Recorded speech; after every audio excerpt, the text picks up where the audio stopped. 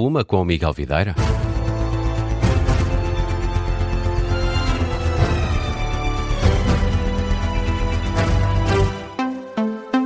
E, Miguel, começamos este jornal com a reforma laboral. O presidente dos TSD sugere que, se fosse hoje, os membros desta tendência social-democrata com assento no Secretariado Nacional da UGT votariam de forma diferente a última versão das alterações ao Código do Trabalho. A proposta foi rejeitada por unanimidade. Pedro Roque, o presidente dos trabalhadores social-democratas, salienta que este sentido de voto pode ter conduzido a uma interpretação errada. Quem não soube exatamente aquilo que se passou na reunião pensa que a tendência social-democrata, constituída por militantes dos TSDs e na sua esmagadora maioria também do PSD, que, digamos, estão, passa a expressão, a alinhar com os socialistas. Ora, não foi isso que se passou. E, portanto, mas esse risco existiu. Provavelmente, se o desfecho fosse conhecido, isto é, se soubesse que passado uns dias não haveria acordo, provavelmente os sentidos de voto teriam e teria sido cobrada essa unidade. A falha na comunicação impede que se escute a palavra diferente, ou seja, podia a tendência social-democrata aprovar a versão que acabou por ser rejeitada por unanimidade. Face ao desfecho, o Governo vai agora fazer chegar ao Parlamento uma nova proposta, antecipa Pedro Roque, menos equilibrada. Quando existe um acordo em termos de concertação social, quando o Governo, por um lado, os empregadores por outro e os sindicatos por outro chegam a entendimento, significa que em termos de rigidez, flexibilidade, proteção dos direitos dos trabalhadores, interesse empresarial, dinâmica empresarial, há um ponto de equilíbrio. No Parlamento, eu creio que é mais difícil que isso venha a acontecer. Sobre a greve geral convocada pela CGTP para o próximo dia 3 de junho, Pedro Roque considera que não faz sentido. Uma coisa é fazer uma greve geral contra entidades patronais ou contra o Governo, como aconteceu na anterior relativamente à discussão do pacote laboral. Isso é entendível e é legítimo. Agora, fazer greves contra o Parlamento, porque a partir do momento em que a proposta der entrada no Parlamento, ela deixa de ser da responsabilidade do Governo, ela é da responsabilidade do Parlamento e dos partidos, dos grupos parlamentares que aí estão. E, portanto, fazer uma greve contra o Parlamento, que representa, digamos, o universo das sensibilidades ideológicas dos eleitores expressas através do seu sentido de voto, creio que é uma coisa que não fará muito sentido. A este propósito, Pedro Roque saúda a previsível decisão da direção da UGT de não aderir à greve geral. O secretário-geral da Confederação Sindical, Mário Mourão, já vai dizer que a greve é extemporânea. E o secretário-geral do PS insiste na necessidade de adotar medidas face ao aumento do custo de vida. José Luís Carneiro queixa-se de ser ignorado pela direita. Lembra que foram apresentadas várias propostas pelo Partido Socialista que não foram acatadas pelo Governo. Eu repito, nós apresentámos propostas para reduzir o IVA sobre os custos com os combustíveis, os custos com a eletricidade, os custos com o gás e, simultaneamente, também para começar a acautelar os custos com os bens alimentares e com o agroalimentar. O Primeiro-Ministro e a direita, e vale a pena lembrar, AD, os liberais e o Chega, repito, o Chega, os liberais e a AD chumbaram as propostas do PS.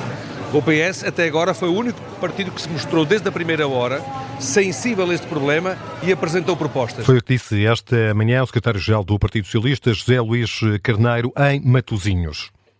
A GNR pede especial cuidado na estrada numa altura em que os peregrinos se dirigem para Fátima. Para as celebrações do 13 de maio, o tenente-coronel Carlos Canatário alerta sobretudo para o perigo na estrada, resultado das condições climatéricas. É essencial que tenhamos todos em conta que as condições climatéricas adversas dificultam a visibilidade, dificultam um estado de alerta em relação à faixa de rodagem das viaturas.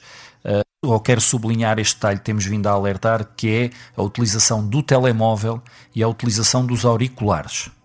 Portanto, muitas das vezes as pessoas virem com fones, com auriculares, ou ouvir música, dificulta a percepção real do espaço que rodeia esse peregrino ou esse grupo de peregrinos. Os alertas do Tenente-Coronel Carlos Canatário, uma conferência de imprensa esta manhã no Santuário de Fátima para a primeira grande peregrinação do ano ao Santuário. O dispositivo da GNR, associado à peregrinação, à Operação Peregrinação Segura 2026, é de cerca de 200 de militares. Espanha proibiu a navegação a menos de 1 milha náutica do navio Óndius, assim que a embarcação entrar na zona das Canárias, em causa eventuais infecções pelo hantavírus. O ministro espanhol da Administração Interna, Fernando Marlaska, adianta que a chegada ao porto de Granadilla deve ocorrer entre as 4 e as 6 da manhã desta madrugada. O cruzeiro MV Óndius continua a viagem hacia a isla de Tenerife sem problemas. O cruzeiro continua a viagem até Tenerife sem qualquer problema e prevê-se que chega entre as 4 e as 6 da manhã. A chegada adiantou-se, dadas as boas condições de navegação. Podemos confirmar que temos tudo pronto, seja qual for a hora de chegada. Todo o dispositivo está preparado para que o momento do desembarque e também do eventual repatriamento de passageiros seja feito da forma mais rápida possível e, sem dúvida nenhuma, em máxima segurança. E, sem dúvida alguma, em condições de máxima segurança. Tudo pronto, garante o ministro espanhol da Administração Interna numa conferência de imprensa conjunta com a titular da pasta da Saúde. Nesta altura, há 6 casos confirmados de antivírus, 2 suspeitos. Vladimir Putin compara o esforço dos soldados russos na guerra com a Ucrânia aos soldados soviéticos na Segunda Guerra Mundial. Na intervenção que fez esta manhã na Praça Vermelha, por ocasião dos 81 anos da vitória do Exército Vermelho contra a Alemanha nazi, Putin considera que a NATO representa hoje a mesma ameaça que representava há várias décadas o regime de Hitler. O grande feito da geração vitoriosa é inspirador. Guerreiros que atualmente desempenham tarefas de uma operação militar especial. Enfrentam uma força agressiva, armada e apoiada por todo o bloco da NATO. E apesar disso, os nossos heróis russos seguem em frente.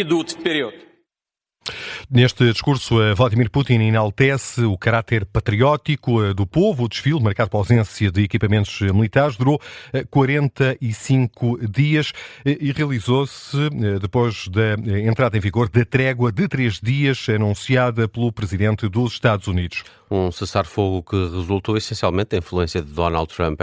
É isso em que acredita o especialista em geopolítica Jorge Rodrigues. Sim, o professor e coordenador de risco geopolítico da Porto Business School considera também que este discurso de Vladimir Putin no dia da vitória serviu essencialmente para consumo interno. Há aqui uma ligação entre os dois conflitos e que eles ambos irão terminar, um terminou em vitória e o outro irá terminar em vitória. Fazer esta ligação com o nazismo e com o conflito da Segunda Grande Guerra é nitidamente apelar internamente para uma mobilização e para um esforço comum e que na Segunda Grande Guerra ficou evidente essa capacidade que Moscou tem.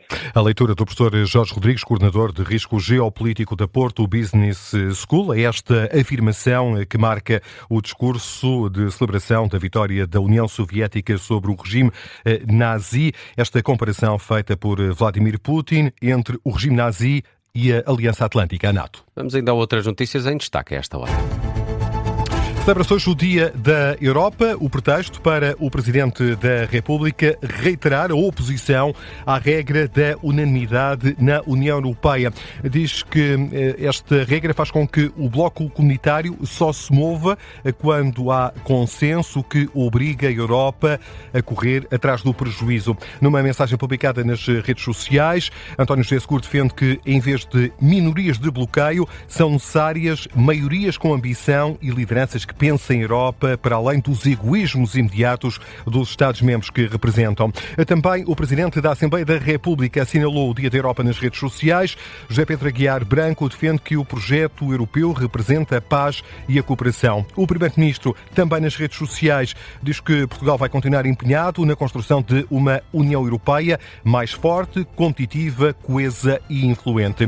De saída, joga-se a esta hora a primeira meia-final da Liga dos Campeões em hóquei em patins, frente a frente, o atual detentor do troféu, o Hóquei Clube de Barcelos e outra equipa portuguesa, o Futebol Clube do Porto.